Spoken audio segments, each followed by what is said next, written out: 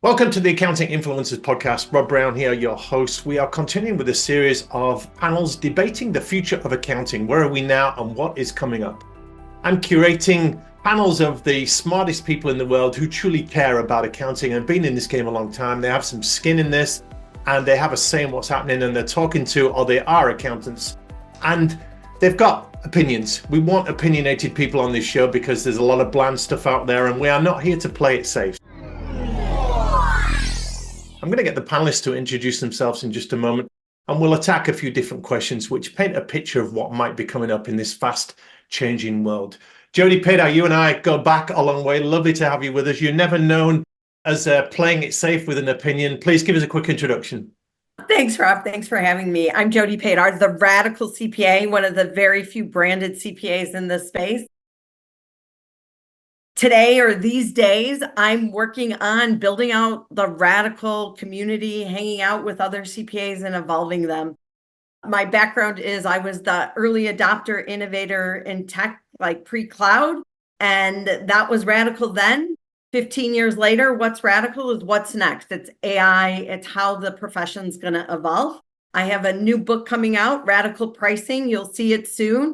Really excited to help firm owners understand how your pricing is going to change the business model of your firm, and it affects everything. And that's why I believe we haven't been able to adapt to change to all the technology changes that are happening in the world. And then I'm working with startups and other fintechs to help them kind of come into the accounting space and see, help those accountants evolve, because tech is one piece of the puzzle. But ultimately, I believe it comes back to the business model and pricing, and that's what's gonna change the world. So really excited to be here. So thanks, Rob. We'll dip into some of that today. Chase, you're kind of radical, aren't you? You don't look like an accountant. There's no pinstripe suit and bowler hat like we have here in England. Yeah, radical apparently is already taken, so I might go with anti-CPA. So my name is Chase Birky. I'm the CEO and co-founder of Dark Horse CPAs. And what we've built is what I would call the anti-CPA firm, where our primary customer is actually the accountant, as we believe serving them first ultimately translates to better client service and a more human firm. So we're here really to dismantle public accounting as we've known it, and to be the leader in rebuilding the industry with firms that create better careers for accountants and better outcomes for clients. Dismantle and rebuild. That sounds great. It's not like a simple reboot, turn it off, turn it back on again, and everything's kind of the same as it was, Chase.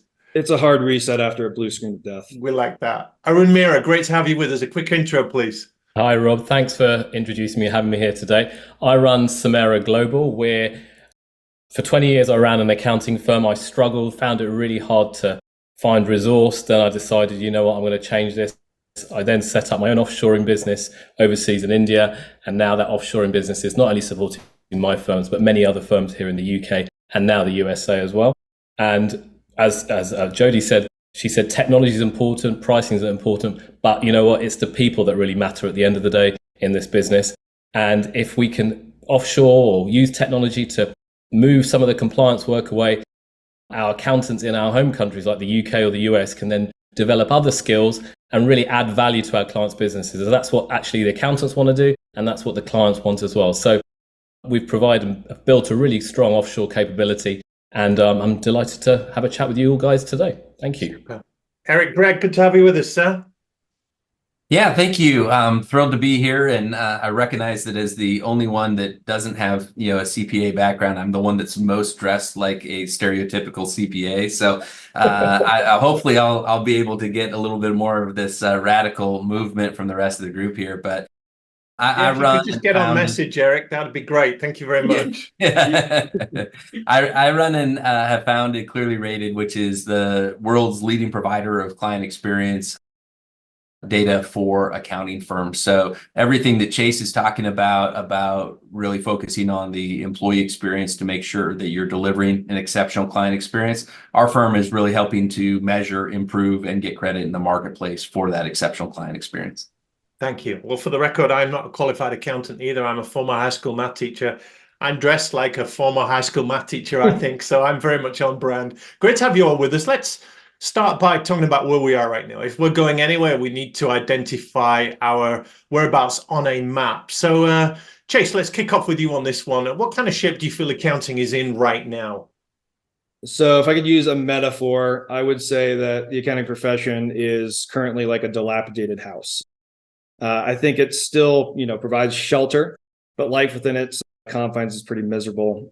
So similarly, how no one has taken the time or money to invest in the maintenance or improvement of the house, this parallel really comes down to how a lot of firms have historically distributed all the earnings to partners, versus reinvesting in the firm and its people. And I think that has just been happening for decades. And now this dilapidated house is, in jeopardy of crumbling, to be honest. So, yeah, I think the accounting profession's been facing an existential moment since really COVID. And that's not to say that, it started then. In fact, I think it's really been the last couple of decades where this has been brewing. And it's really more about all the bad things our profession has come into focus over the last couple of years, while we've had, more time to ourselves, more solitary time, during lockdowns and that sort of thing, to think about, what we're doing with our lives, what the meaning is in our work and that sort of thing.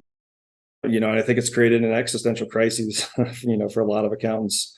So in my estimation, the plain fact of the matter is that things have to change, because less and less people want to become accountants and are joining the profession, while more and more people are leaving.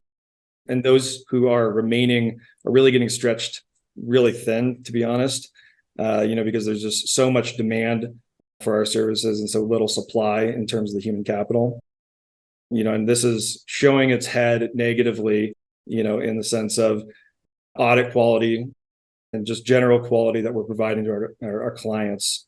And the lack of time and brain space and structure around advisory, because we're so consumed with just getting the base level compliance finished, the tax returns filed, and the bookkeeping done. So I really think that we're, at a major crossroads in the profession. I think but plenty to go out there. Thank you. Arun, where do you think we're at right now? I pretty much echo exactly what Chase has said. I think I'd add to dilapidated. I'd say it's a confused, dilapidated house. I think there's so much confusion in the accounting sector. People don't know which path to take and what to do, and it's just the confusion. And I think I've been in this sector, an accountant, for like 22, 23 years now, and running my own firm. And boy, was I confused for many, many years. And you just kept on going round and round the circle, and really not really evolving or developing. And you take 3 steps forward and 4 steps back, and it was just like, what's the point of it?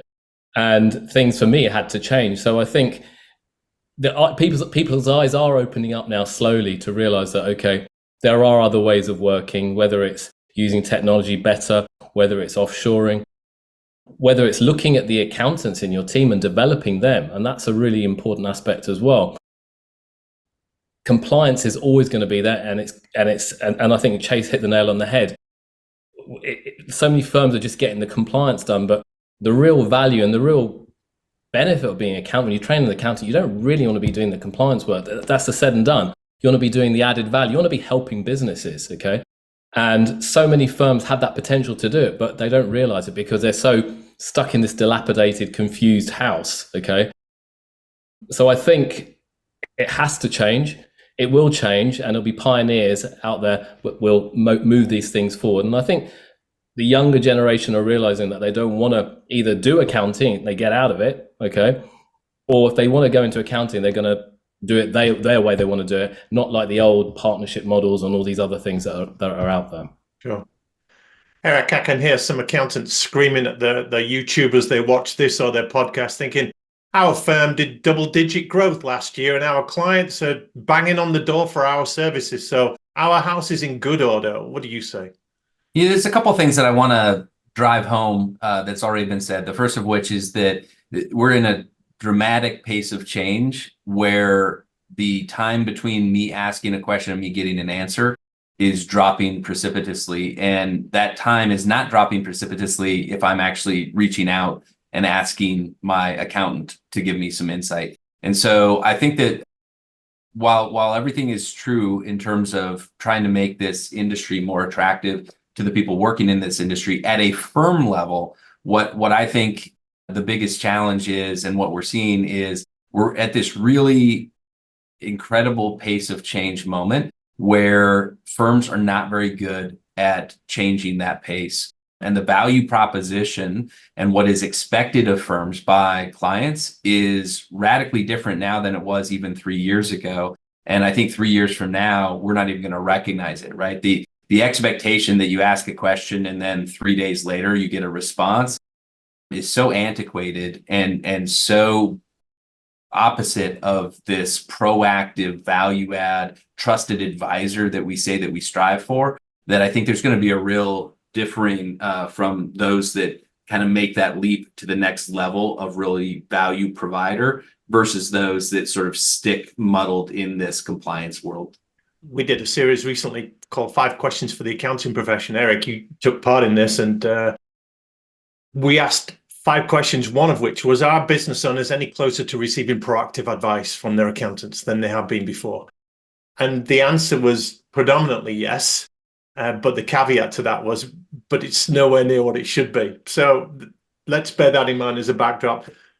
Jody, you've been stirring things up for some time. Are you happy with where things are at? Give us a status report. So it's not going to be a firm that's going to be in the future.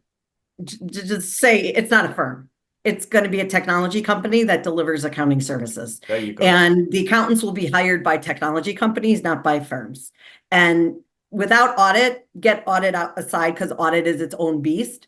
But when you look at basic accounting, bookkeeping, tax, all that stuff, you don't need to be a CPA. You don't need those letters to do that work. And the technology companies, it started 10 years ago, right? With some of the early tech companies that came in, like Indinero, Pilot, whatever. Well, those were the first gen. There's a new gen of technologies coming in and delivering accounting and tax services, and they're based in fintech. So it means they're selling money as well. So they have money to actually develop new technology tools to work faster and to deliver that customer experience better than the old school accountants. And the more tech you have, the more human you need to be. And so those technology companies are going to end up hiring humans who are going to be the accountants and be the service providers. And it's not a firm. And that's what the whole profession is missing today. And they don't realize how much money is coming into the space and changing that business model, changing that, that idea of what the delivery of accounting and tax services are going to look like. And it starts in compliance. An advisory will come on top of it, but it won't be delivered by someone who calls themselves an accounting firm. It will be delivered by a company, whether they call themselves a technology company or not, that remains to be seen. But we'll have tech first, they will have humans delivering the advice, and they will be highly supported by AI and these new tools. And look at what Intuit's doing with its platform, and you could see that's the beginning of it. Now, I don't know if Intuit's going to be the end game, but it's going to be someone who is based and coming to the customer from a tech first approach, and then, delivering all the other things. And again, when you think about it, keep audit out of it, but everything aside from audit can be delivered by someone who's not technically a CPA. And those companies will hire CPAs, but it's not going to be a partner. That the whole partner thing is gone. Like let's just say in 10 years, we won't have firms. They will be something else. And I don't know what we'll call them, but they will be something else.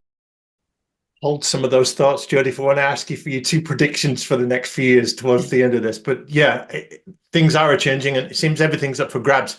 I put the next question in the Zoom chat for you guys if you are following it. And we're asking not so much how we got here, but what are the drivers of change that are taking us forward? If we do have a dilapidated house and the game is afoot, as Sherlock Holmes says, then what is bringing about those changes? There's lots of different stimuli, and I'm going to start with you on this one, Eric. What do you feel is changing the game? Where are the threats coming from? There's a couple things. The first of which is that if you are just finding an answer and providing me an answer, you are imminently replaceable, right? I think we've seen already with the early versions of the generative AI models that if all I'm trying to do is actually get a pretty well contextualized answer to a question, technology can do it faster, cheaper, better as a part of that. And so I think the big threat that we have here is how do you continue to add value beyond that compliance piece that everybody's talking about? And I think that that's a real threat. Why would I pay for that? And I think, Jody, what you're saying is really interesting, which is if we take this as a different look at the jobs to be done, a technology company in a lot of ways is better equipped to do those jobs with the one potential caveat of somebody that can really sort of bring in the contextualize and bring that peace of mind maybe beyond what the existing models are right now. But that's not something that I'd thought of, but I get where you're going with that.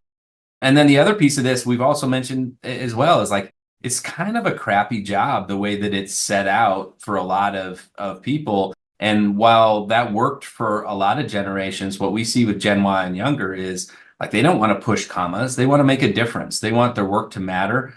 They want to have more in their life than just work. They don't want to commute an hour each way, and they don't want to go out, necessarily for drinks afterwards with the group. Like, they want to have their life and they want to have their work. They don't necessarily want their work to be their life. I'm just reflecting on your point, Jody, about Intuit taking over the world. Haven't they made a public play about bypassing accountants and going straight to the clients of accountants with their software? Or am I just imagining that? Anyway, we'll leave that for the moment. I've just put it out there. Chase, where do you feel the threats are coming from that is driving change in accounting?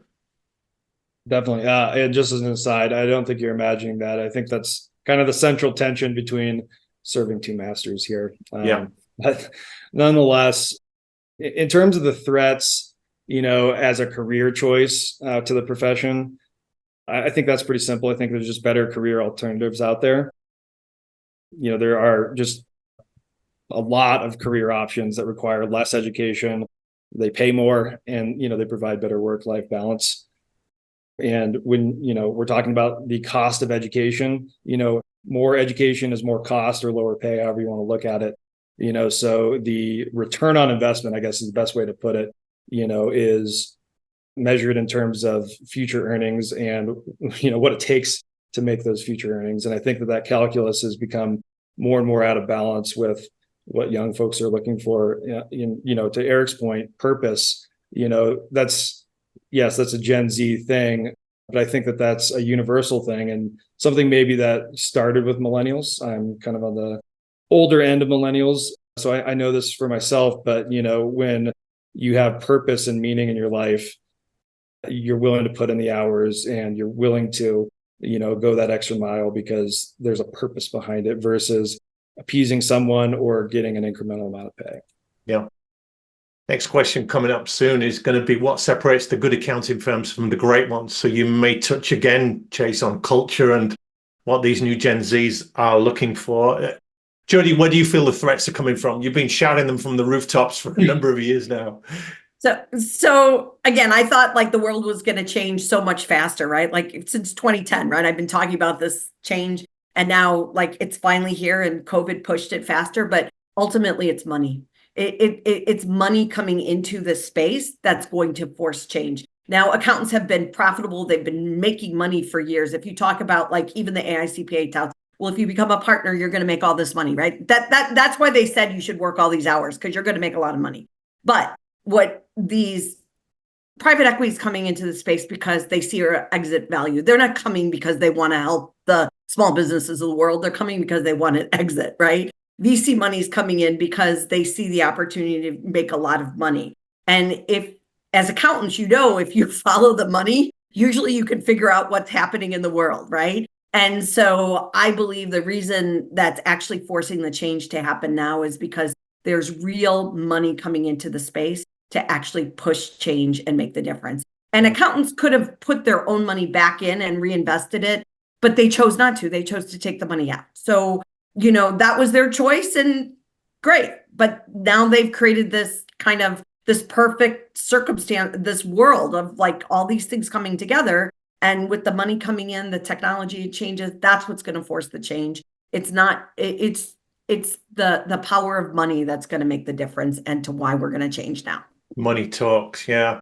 Arun, for you, the threats, if I were to preempt your answer, I know the phrase there's nothing quite like a loaded gun pointing at your head to focus your priorities and make you think about what's important. But so you maybe point to the talent shortage as a real driver of change and a threat. But honestly, where do you see the attacks coming from for accountants that is driving change? I think what Jody said, the tech side, I was speaking to someone recently in their 20s. They trained as an accountant. They've left accountancy. They've gone into technology. They've trained, retrained, and now they're earning like 2.5 times. It's someone in the US earning 2.5 times what they were earning as an accountant in a CPA firm. And that's an indicator where they think, well, I'm not earning what I want to do. I'm not getting the flexibility what I want. Therefore, they're going to do something else. Yet we still need people, okay, in this game in accounting. And if there's no one in the US who wants to do it, if there's no one in the UK that wants to do the mundane accounting jobs, there are plenty of accountants in other parts of the world that will do this, okay? And they are doing this quite literally right now. And I think the threat in terms, not the profession, but for those who, I think those guys over there will do it faster, cheaper, in combination with technology, okay?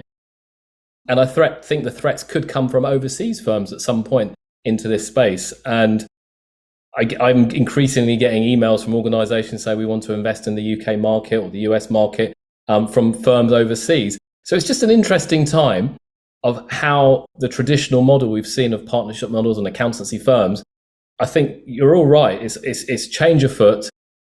And I think it's driven by the shortage of talent in the Western economies who don't want to become or do the standard accounting. They want to be those business advisors from day one, okay? They might not have the experience of being those business advisors, but they want to do it in a way that they don't have to do the box ticking like we may have to have done for many years ourselves. Let's talk about excelling here. I want to ask you later on what will happen to the accounting firms and owners and accountants that don't change or won't change. And I put extinction around that to be controversial. But I want to ask now, good to great.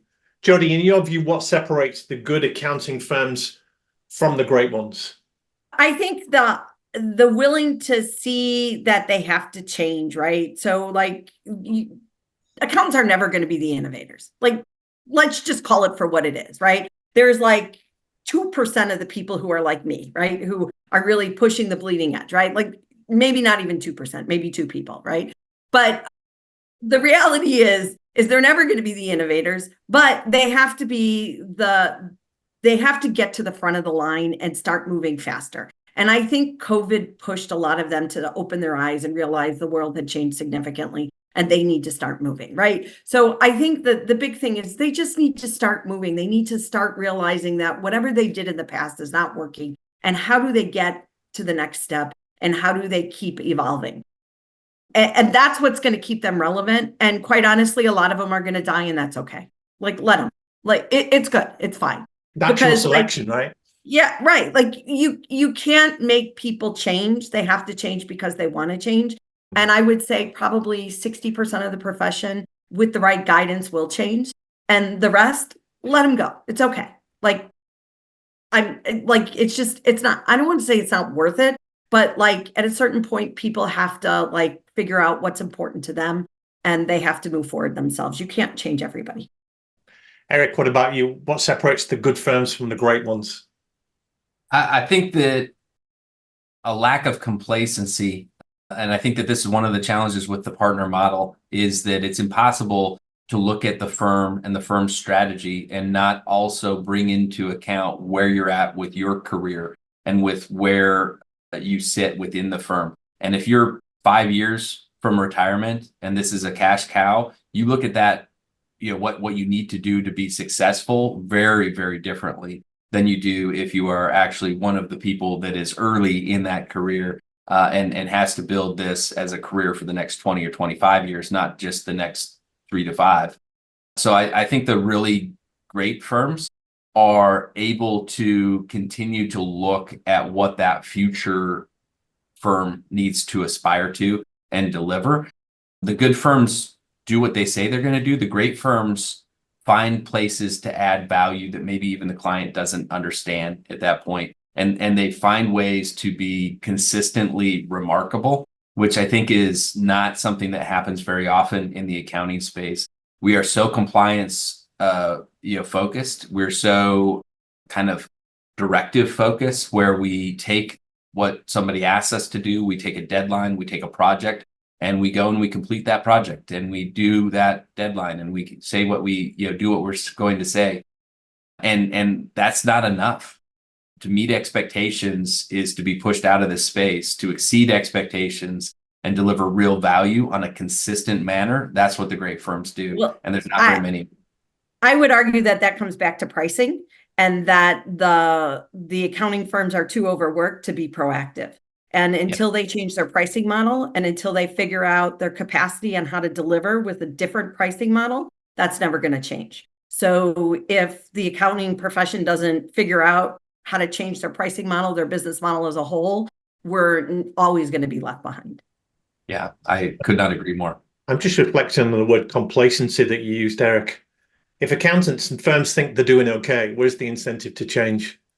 And it's the innovator dilemma, Rob. I mean, that's what you run into. That's why so often when we see really radical change, it's not within a large, super successful company. It is a smaller organization that's coming in and doing that because they don't have the status quo to protect, right? If you're a top 50 accounting firm and things are working quite well for you, and you said this at the start, Rob, you grew 10%, 15%, and your margins are great and people are paying for your services, you don't have that same sense of urgency to figure out what it's going to look like 5 years from now. You just want to protect what it is right now. And there's no itch that needs scratching, to the point. Yeah, right. Thank you, Eric. I'm going to leave you to come last on this, Chase, because you spend your life making good accounting firms great. Arun, what would be your take on going good to great? Oh, to me, it's the culture, okay? The culture of the organization. I think that is the massive difference between good and great firms. And the culture has to be not the client. It's not the client. It's the people within the team, the people within the organization, and making sure you've got the right people in the right team. And there's a supportive environment, but that culture that you're nurturing, you're developing, and you're providing a future for these younger people. So me as I own my own firm, my own organization, but I'm always constantly trying to look at the youngest guys on my team. How am I going to develop them to be great accountants, great leaders in the profession in the future? I think that to me is the most important thing, getting that culture right. Because once you get that culture right, the team will do their best, do everything to their best of ability. They'll support you. They'll look after the clients well. And that makes, for me, having been in this game 20 odd years and making every mistake that I've made, I've learned it is the people that make the difference, okay? And you can have every damn piece of technology out there, every bit of AI, but if you haven't got the right people, it's game over, okay? So for me, it's the people and the culture. Thankfully, there's loads of great people around wanting to come into accounting. Oh, no, wait, there isn't. That's a problem. Chase, what have you got for us? Good to great. What separates them? Well, first of all, I'd say Arun really took some of the words out of my mouth. Culture is really where it all starts, right? And I would expound on that, in terms of, elements of culture that, might not be as obvious, is that meaning and purpose, that sense of mission. What are you here to do day in and day out? And I think for decades we've led with, we're here to provide great client service, but it's just not enough. That's table stakes. What's a layer or even two layers beneath that in terms of the mission that you're trying to accomplish as a firm. And I think great firms really lead with that sense of purpose and that mission, in rallying the troops. I think agency and autonomy is a big part of culture too, for great firms, giving folks the agency, to think of creative ways to get work done, different technology solutions, automations, all these sorts of things. Some influence over how much and when they spend their time, how much they can earn, upside by the outputs that they're creating for the firm. I think that a great culture is not just a place where, you like the people, that you're working with and have rapport with them, although that's certainly a huge aspect of it, but it's really about the DNA of the firm and, really who you are in that firm, what you can contribute to the mission, what's in it for you when you do. I think that firms that really, create this meritocracy, as opposed to 2 years becoming a senior, 5 years becoming a manager. Just because you lasted that long, has to go to the wayside. And I think it will continue to, kind of amplifying Jody's point here, as we become more technologists and less accountant over time, that, the tenure and just going through some number of tax seasons or busy seasons is going to be less relevant. Yeah. I want to ask about this really quick questions about what will happen to the accounting firms, the owners that won't change or don't change or can't change. I'm thinking of the Titanic. Nobody's too big to fail. And even the small firms, we're hearing stories now of people that have invested years in these firms and they can't sell them. There's nothing left there at the end. So failure comes in many different forms. Arun, you kick us off on this one really quick, just a few words. What will happen to those that cannot or will not change? Oh, it's pretty obvious. They'll just diminish and fall off the radar, to be honest with you. Either they close down or go out of business, in my view. As you said, if they're not keeping up with the times, with the technology, the culture, the people, all of these types of things, clients have expectations. Clients know what they want. And if they're not getting that from their accountants, in my words, they'll be dead as a dodo pretty soon. Jody, quickly from you. So I think this is really important. Do we need to protect the firm, or do we need to protect the profession? So, does the firm model have to exist in the future? Can we be good CPAs and serve clients in something that's not a firm or a traditional firm? And if you think about CPAs who work in industry, they're still CPAs. They're still amazing professionals. They still give amazing insight to their C-suite, to their company leadership. Can we do that without having a firm behind us? Now, the AICPA will probably come after me for this statement, but why do we have to protect the firm? Why can't we protect the profession as a whole? Yeah. Okay. What have you got for us, Chase? Quick few words on that. What will happen to those that won't move the dial? Yeah, I think the end game is obvious. It's, getting absorbed by larger firms, going out of business, just bad exits. But I think what it's going to look like in the interim, and maybe these are the symptoms of the illness that will eventually kill you, is that these firms are going to be working harder for less money due to the compressed fees for commoditized services, as technology allows more providers to do higher levels of services. And this is going to require more volume, just to get to the same place. And if you don't have the technology to support more volume to, at least keep the lights on, it's going to be a real problem, obviously.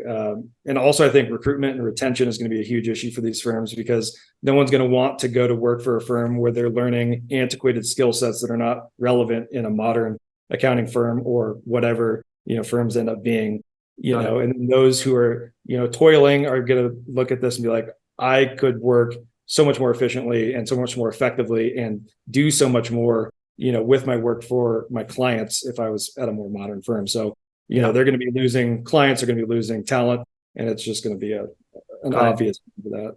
Eric, for you, what's going to happen to those accountants, those firms that just fold their arms and say everything's going to be okay? I actually think that those are going to be the minority, honestly, Rob. And I would be the first to admit that this is not a industry that I think somebody described it one time as everybody wants to be the second person to do something brand new. And I think that there's something to be said for that. But I do think that there will be firms that won't change. And Chase, your vision of their outcome is the same as mine, right? If there's some value in their client list, if there's some value in their professionals, they'll basically sell the assets, but there will be no real firm value there.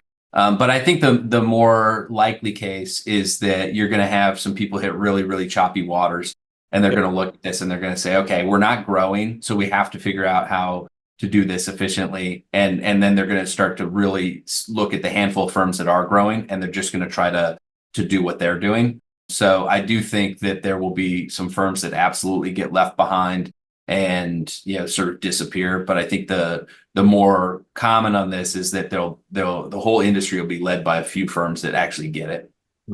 Okay. Let's right some wrongs for a moment. Jody, no better place to start than with you on busting some myths or any wrong, faulty thinking that's going on in our world right now with a view to accounting. Where would you head with that?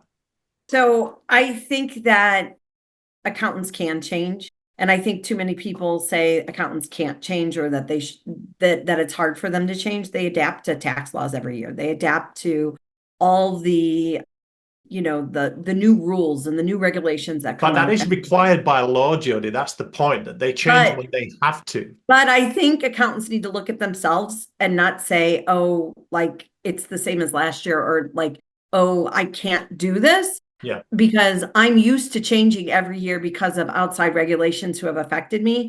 So take that same mindset and apply it to their business and apply it to their business model, and give them the confidence to know that they can evolve and they can change with it. Because too many people stereotype accountants as those not willing to change. I think they can change, and I think they have practice changing, so let them change. That's a really good point. That does bust the myth that accountants are not agile. They're not particularly innovative. They can't change. They won't change. So that's a fair point. Eric, what myth would you like to bust right now? I think the myth I would like to bust is that referrals are and will continue to be the way that we get new business in this space. And referrals are still number one in this era, but we're seeing so much more go into that decision-making process right now, where especially as you look at millennials and younger, which by 2029 is going to be 64% of the workforce.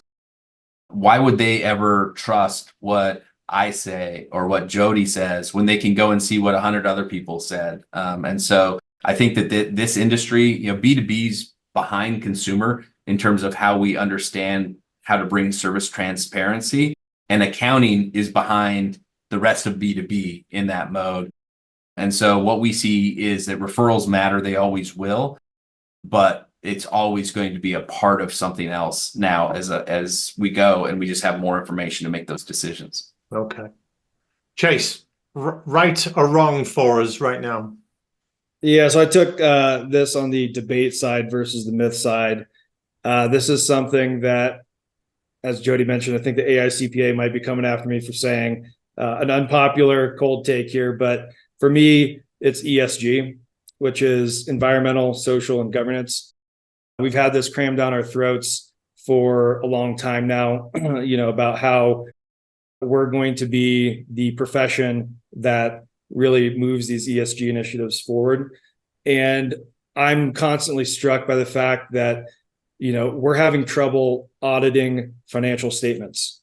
There's quality issues across the board, and now we're going to try to audit the climate as well as, humanity within the S&G part of it. To me, it's just like, number one, how do you quantify these things? The underlying assumptions, are those even correct in how we value or evaluate how companies accomplish these objectives?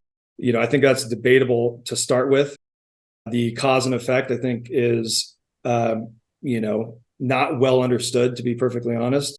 And the fact that we're going to somehow repurpose folks who, are in other parts of the profession to do this sort of work, there's just not enough people to do it. I think the underlying assumptions are questionable at best.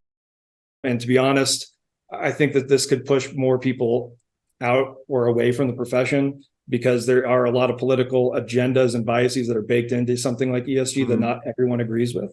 So, it just, to me, it's one of these pie in the sky sorts of things, like, crypto and blockchain used to be, not to say that those aren't things, but, I think we're maybe a decade early or premature on something like this being a part of our profession in a meaningful way.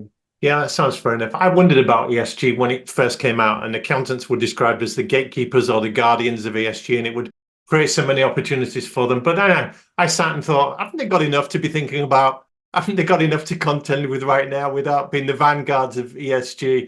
What about you, Arun? What wrongs do you want to right or myths you want to bust today? I think, personally, we're giving all accountants a hard time here to some extent, okay? And if you look at it, there are some very, very smart entrepreneurial accountants out there who do get it, okay? Who understand the culture side of things, who understand the tech, who understand the resourcing issue, how to handle that type of thing. So I think, in short, I would say that I think we shouldn't all tar accountants with the same brush, and realize that there are some real pioneers in this space who are doing things differently, who are trying things differently, sometimes not always working, but I think we should support them and encourage them, because if we have those pioneers, other people will follow and ultimately do things differently and innovate. And I think Jody mentioned that word innovation, accountants that innovate. But I do think there are some out there who are trying to do things differently. And I think they're the drivers who've to some extent driven the technology companies to innovate. So I think that's the wrong that I will try and right today. I'm thinking of the accountants that I know, and probably a lot of the ones that, they are good people, good-hearted people. They want to serve. They want to do good. They want to make a difference. They want to impact their clients. The constraints that they're under in doing that with the profession, the governing bodies, everything else, maybe that's part of the problem. But I'm going to leave that there and ask you to get your crystal balls out. And if you want to go to the roulette table of accounting, you can do that too. Chase, I'll kick off with you on this one. What two predictions, surefire bets, would you put your house on over the next few years in accounting? What are you going with? Well, Jody stole my crystal ball here, so I'm just going to be regurgitating some things, she said, and also I'll add one more. But number one, I think, is the ability to work with technology, which includes AI, obviously, is going to be of greater importance than your accounting experience or subject matter knowledge. I think that's going to be true in the next couple of years, not just 5, 10, 15 years down the road. So stated differently, I think the best accountants are going to be more technologists than classic accountant. Number two is that I think an increasingly higher percentage of new accounting firms are going to be unlicensed due to the intersection of technology, demand in the marketplace, and the short supply of licensed accountants. Also, from personal experience, there's a lot of red tape that's put in the way when you are a CPA firm. And if you don't do a test work, then you're really, going with that CPA brand to augment your own brand. And that's kind of the reason. So if you can get to a space where you create a brand that lives independent of the CPA framework, then I think you're just going to see a lot of firms, that either start from scratch or, say, I'm not going to be a CPA firm anymore, so that I don't have some of these operational restrictions and ownership and all that sort of thing. Yeah. The one I would add in, since these are kind of regurgitations, is that I do think within the next couple of years, you're going to start to see firms go public or start the process of going public. And I think mostly that's an inevitability. It might not be the next couple of years, but it'll be at some point, because you can't have PE in this equation flipping indefinitely. Eventually that's got to go to the public markets, because there's no next PE firm, to make that next round of investment. Yeah. Thank you. I'm going to let it slide that you chose 3 instead of 2 and give you the benefit of the doubt that you can count. But I know just where you're coming from. Arun, what have you got in terms of bold predictions for the accounting world? I think we're all going to say the same thing here, really, in the gist of things. I think private equity here in the UK is starting to, it's already happening here, albeit in a much smaller way than the US, I think. And I think there will be more private equity coming into the space. But instead of more, is there a bold prediction that you can say this is how it's going to end up? I think, as you said, there could be listed companies, that type of thing at some point in the future. I also think the mundane work of compliance will change, okay? And we'll see foreign firms. There's already talk of, in the UK-India trade agreement that's going to come at some point, that Indian firms want to come into the UK market to do the compliance work. That's going to happen. We can see it. So I think international firms will come into play because resourcing costs are lower, all these types of things. And obviously then technology is the bold thing that's there as well, underpinning all of this, okay? So I wouldn't say they're bold, but I think it's an amalgamation of many things happening in one go.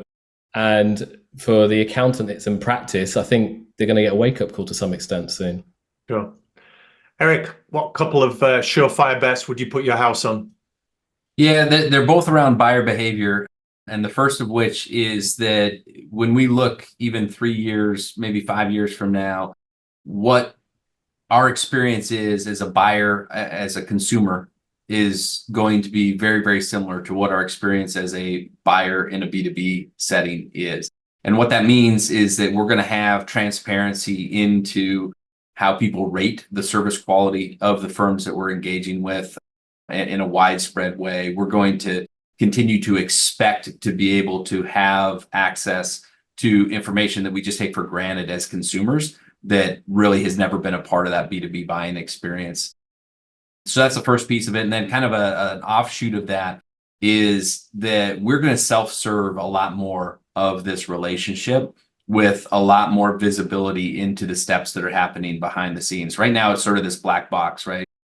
As a client, we fill out what we need to fill out, we send it through, and then miraculously something happens at some point. We don't really get a lot of updates. We don't really get a lot of visibility into that. What we've seen in the research that we've done is that people are progressively wanting to really self-serve until they get to a blocker, and then they want somebody to unblock it, and then they want to self-serve at their own pace, at their own time schedule. They don't want the idea that you're going to set up meetings and pass through information when there's not a lot of value add during that is pretty antiquated. And so we're going to see people, on the freeway of self-service with a lot of off ramps where professionals and technology candidly can unblock things and help them out. Jody, what about you? You're not short of a bold prediction or two. Give us two of your boldest. So I'm just going to recap for price is critical because price affects every piece of a firm from capacity to people to it's the holistic approach. And until we change our pricing model, nothing is going to change at the firm. So that's the first one. And second one is, do we need a firm in the future? Forget this firm of the future. Is there a firm in the future? What a place to ponder for a moment. I'm going to give you all a magic wand. We're coming to the end now, and we've got lots of suggestions, but I'm going to give you an opportunity to change something overnight in accounting. So one wish, genie out of the bottle, however you want to go with it. Jody, why don't you kick us off on this one? If you could change one thing very, very quickly in this game, what would it be? I want every overworked accountant to feel hopeful about the opportunities that are coming. Nice. Eric, what about you? I want the partnership decision-making model for most mid-sized firms to change. Right now, most firms move at the pace of their most conservative partner, and that ultimately is a huge challenge for the industry. Chase, magic wand, what are you going for? I wish that the accounting profession would grow a backbone, and specifically the ability to say no, because the lack of the ability to say no, I think, is what creates a lot of the problems we suffer from in this profession. The partner down to the manager, down, all the way down the chain. It's if you're constantly not setting expectations, whether that's internally or with clients, not getting the right price, not setting boundaries, not getting the scope right. It's all these things that, when you're not focused on what you can actually do and what a reasonable expectation is, the problems that we have just continue to proliferate. Yeah. Arun, what about you? A wish from you? I think it goes to technology. As a small to medium-sized firm owner, there's so many technology apps. The combination of literally thousands, permutations, combinations, and I just wish someone could literally create one software solution that does everything in one go, and I don't need to connect up different apps and figure out what's going on, because it blows my mind sometimes, and some of my team as well. So that's my magic one wish. Well, they're great. We pray all of those come true. We wonder what the world might look like if they all come true. I'm going to ask you one final thing as a parting comment for our audience here. We want to leave them on a high. So I'm asking, with a kind of message of hope, why this is a great time to be in accounting. Yeah, we've slammed accounting today, but as Steve Jobs always argued, and apparently he was a difficult man to deal with at Apple, and he was very caustic and he was very short, but when asked about why he was like that, and he admitted it, he said it was because I want the thing that we are working on to be better. And that is why we have been candid today. We've been declarative because we want accounting to be better. We want to serve it more. So let's acknowledge that while we've hit accounting with some challenges and we've called out a few things and tried to bust a few myths, we love accounting. We serve accounting. We want to make this whole thing better. So Eric, I'm going to start with you on this one as a message of hope and a call to arms for the profession. Why is this a great time to be in accounting? I think it's a great time to be an accountant because there are opportunities to change like there've never been in this industry. one thing that the pandemic sort of showed us is that we don't have to be in the same physical space to do really good work.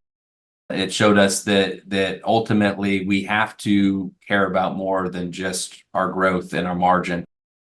And so I think that there's a couple of really powerful things that are there. And then in addition to that, as we look at kind of changing and making this a profession that really draws people to it and can deliver the type of employment situation that people are craving today, we have technology now that can allow this industry, if, as Chase says, we have the backbone to do it, to really put together change that is enduring and positive for the next generations. Yeah. Just on my magic wand, you've just reminded me what I tend to wish for in situations like this is that accountants would tell more stories about the great stuff that they do. So they themselves are the advocates for a wonderful profession. But too often they do wonderful, remarkable things and think that it's quite mundane and that everyone sees it as normal. But they are the best advocates for the profession by telling stories and really bigging it up, what they do. Chase, what would be your final parting comments to all of our listeners, viewers, on why this is a good time to be an accountant or in accounting? Yeah. So I think the negative sentiment that you're hearing from the fourth of us, is starting to become consensus. And so what does that mean? That means that people are fed up with how things have been and are thirsty for change. And when you have that sort of environment, you get change.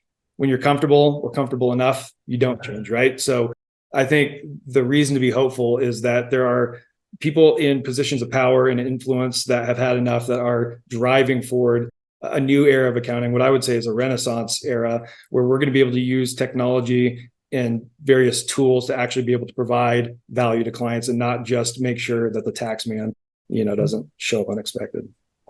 That is indeed a message of hope that for all the change that is required, we have the people at hand to drive that change and own that change rather than just talk about it. So that's wonderful. Arun, what are your final thoughts on a message of hope and why this is a good time to be in this game? I think the accountant is still whilst we're talking about the accountant doing the numbers, doing the taxes, that type of thing, clients still want help. Clients want that trusted business advisor. Clients want good business support and business advice. So that still presents an opportunity for the forward-thinking accountant to really be that person. If they can shift away the compliance work or park it to one side or get someone else to do it, that's the real opportunity, that added value advisory work that accountants can offer and really help businesses. So I think if you've got that mindset, it's a great opportunity. It's still a great sector to work in, personally, I think. Yeah. Jody, we'll leave the final word to you. Why is this a good time to be in accounting?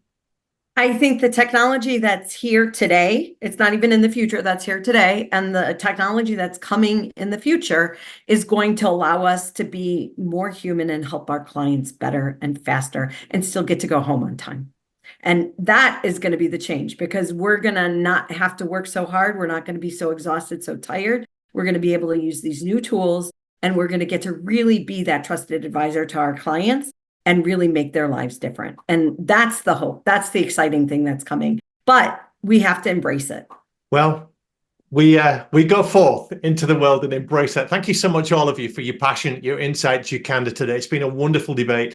On behalf of the Accounting Influencers podcast, we wish you all the very best, you people in the accounting world. And we thank our guests for sharing their wonderful thoughts with us today. Thank you.